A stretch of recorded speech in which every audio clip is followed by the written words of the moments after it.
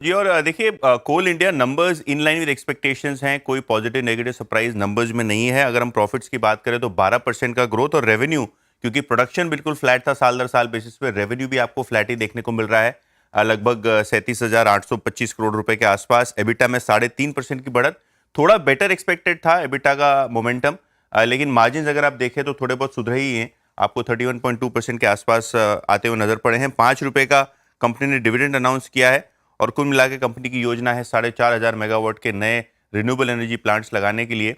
तो ये एक चीज़ है जो रिजल्ट्स में थोड़ी बहुत स्टैंड आउट हो रही है। ओके। इसके Ashish, numbers in line with expectations हैं। एक्सपेक्टेड था कि रेवेन्यू में प्रेशर रहेगा, वॉल्यूम ग्रोथ में डिक्लाइन रहेगा। तो कहीं ना कहीं अगर हम रेवेन्यूज़ की बात करें तो यहाँ एक आप 8% का डिक्लाइन देख रहे हैं। अगर हम प्रॉफिट्स की, सॉरी, रेवेन्यू फ्लैट है, प्रॉफिट्स में 8% की डिक्लाइन है। अगर हम एबिटा की बात करें तो यहाँ 9% का डिक्लाइन है। तो ओवरऑल जो एक्सपेक्टेशन था उसी तर्ज पे आपको वॉल्यूम ग्रोथ और रेवेन्यू ग्रोथ देखने को मिल रहा है। मार्जिन्स भी अगर हम देखें तो लगभग 1.5% साल दर साल घटे हैं, क्योंकि कहीं ना कहीं इनका जो पोर्टफोलियो है हेल्थ वाला, यहाँ आपको थोड़ा बहुत कमजोर ग्रोथ देखने को मिल रहा है। इनफैक्ट अगर आप बादशाह पोर्टफोलियो की बात करें तो यहाँ 11% की ग्रोथ है। यहाँ भी थोड़ा धीमापन देखने को मिला है, और दूसरे स्किन केयर प्रोडक्ट्स और शैम्पू प्रोडक्ट्स में भी आप देखेंगे तो सिंगल डिजिट वॉल्यूम ग्रोथ ही देखने को मिल रहा है। तो ओवरऑल नंबर्स डाबर के एक्सपेक्टेड लाइन पे हैं, लेकिन क्लियरली ये स्टॉक सबसे बड़ा अंडर परफॉर्मर है एफएमसीजी बास्केट में। कोल इंडिया की बात हमने की, और अगर हम दूसरे स्टॉक्स की बात करें जैसे यूनाइटेड ब्रूवरीज, तो यहाँ भी एक्सपेक्टेशंस को मीट करते हुए नजर आपको पड़ रहे हैं नतीजे। प्रॉफिट में 20% का ग्रोथ, रेवेन्यू में 9% की ग्रोथ। एबिटा में हालांकि एक अच्छा जंप देखा है हमने 31% का, क्योंकि पिछले साल का बेस छोटा था। और मार्जिन की बात करें तो यहाँ सुधार हुआ है, लगभग 8% के आसपास एबिटा मार्जिन आए हैं, जो पिछले साल 6.7% थे। 5% की वॉल्यूम ग्रोथ रही है, और इनका जो प्रीमियम सेगमेंट है, जो बियर प्रीमियम सेगमेंट है, यहाँ 24% की ग्रोथ आपको आती हुई नजर पड़ी है। ओके, तो चलिए। बस इनलाइन ही देखने को मिल रहे हैं। अगर हम ओवरऑल बेसिस पे देखें तो पिछले साल का बेस छोटा है टाटा केमिकल्स के लिए, और यहाँ कोई बड़ा आपको सरप्राइज नहीं देखने को मिला है। रेवेन्यूज बिल्कुल फ्लैट है, एबिटा में 26% की डिक्लाइन, क्योंकि की केमिकल सोडा ऐश के दाम साल दर साल बेसिस पे बहुत ज्यादा घट गए थे Q4 में, और मार्जिन देखिए किस हिसाब से कोलैप्स हुए हैं। लगभग 5% का मार्जिन डिक्लाइन देखने को मिल रहा है। तो नंबर्स एक्सपेक्टेड लाइंस पे हैं, लेकिन काफी कमजोर अगर आप देखें उनको ईयर ऑन ईयर बेसिस पे। वोल्टास के देखें तो मिक्स्ड तर्ज पे देखने को मिल रहे हैं। प्रॉफिट की बात करें तो 241 करोड़ देखने को मिल रहे हैं। पिछले साल का बेस छोटा है, इसके लिए आपको प्रॉफिट ग्रोथ बड़ी दिख रही है।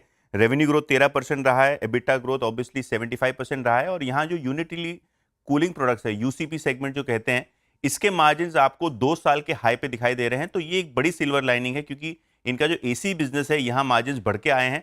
हालांकि जो इनका प्रोजेक्ट्स कारोबार है यहाँ लॉसेस एक बार फिर से आपको आते हुए नजर पड़े हैं। एग्जिट मार्केट शेयर 20% के नीचे ही है Q4 का, और डिमांड थोड़ी फीकी पड़ी है क्योंकि समर ऑनसेट थोड़ा डिलेड था। अगर हम ब्लू स्टार की बात करें तो यहाँ भी क्लियरली नंबर्स में आपको दिखेगा 20% का प्रॉफिट ग्रोथ, रेवेन्यू में 21% की ग्रोथ, और मार्जिन्स कॉन्ट्रैक्ट हुए हैं। तो वोल्टास के जहां मार्जिन्स बढ़े हैं, ब्लू स्टार के कॉन्ट्रैक्ट हुए हैं। कहीं ना कहीं कॉन्फ्रेंस कॉल दोनों कंपनी के आज हैं, तो ये देखा जाएगा मैनेजमेंट की कमेंट्री डिमांड को लेके क्या है, मार्केट शेयर को लेके क्या है। लेकिन हाँ, वोल्टास एक काउंटर है जहां एक पॉजिटिव सरप्राइज मिला यूसीपी सेगमेंट में। हालांकि ब्लू स्टार का मार्जिन परफॉर्मेंस थोड़ा वीक ही देखने को मिल रहा है। के इंपॉर्टेंट में सबसे पहले नीवा बूपा की बात करेंगे, जहां नेट प्रॉफिट में लगभग 31% का ग्रोथ है। 206 करोड़ रुपए के आसपास प्रॉफिट बढ़ के आया है। ग्रॉस प्रीमियम रिटर्न भी यहां आपको 18% बढ़ता हुआ नजर पड़ा है। और ऑपरेटिंग प्रॉफिट्स की बात करें तो यहाँ एक हिट आया है, 43% नीचे आपको दिखाई देगा। हालांकि सॉल्वेंसी रेशियो लगभग फ्लैट ही देखने को मिल रहा है साल दर साल बेसिस पे।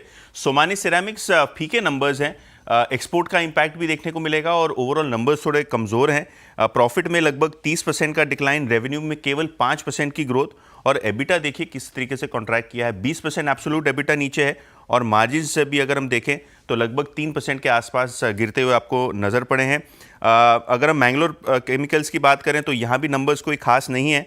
और अगर हम पर्टिकुलरली सोनाटा सॉफ्टवेयर की बात करें तो सिक्वेंशली प्रॉफिट में 3% की ग्रोथ, रेवेन्यू 8% गिरा है। और अगर हम मार्जिन्स की बात करें तो यहाँ भी आपको थोड़ा बहुत दिक्कत है अनुमान के मुकाबले। ओके, ये सारे